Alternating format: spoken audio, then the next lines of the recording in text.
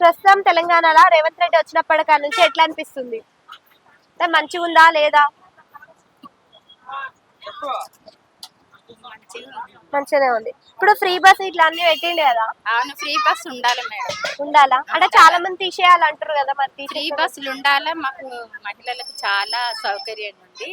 మళ్ళీ మహాలక్ష్మి పథకము అని అన్నారు, అది రాలేదు. ఇంకా మళ్ళీ ఇంద్రమ్మ ఇండ్లు అని అన్నారు, అది కూడా రాలేదు. ఇల్లు లేదు మాకు, ఇదైతే ప్రాబ్లం. అయితే ఇప్పుడు పెన్షన్ అవి కూడా వస్తలేవు కదా. అవును మేడం, మాకు పెన్షన్ మా ఆయనకు 65 ఏళ్ళు ఉన్నాడు, ఇంకా మాకు పెన్షనే రాలేదు. అప్లై చేసినాం కూడా ఏం జవాబు రాలేదు. మళ్ళీ అడిగిర్రు అప్లై చేసినాక ఎందుకు వస్తలేదు? తింపిస్తుండ్రు, వస్తాయి టైం పడుతుందమ్మా అని అంటుండ్రు.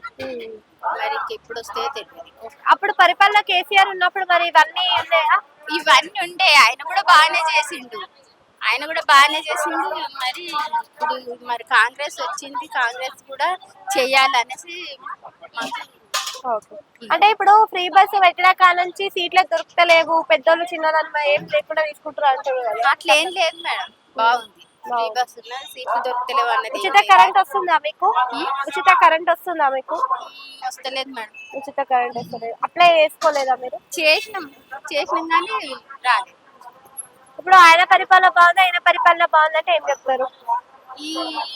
ఈయన అన్ని 6 గ్యారెంటీలు అన్నాడు, 6 హామీలల్లా ఫ్రీ బస్సు చేసిండు.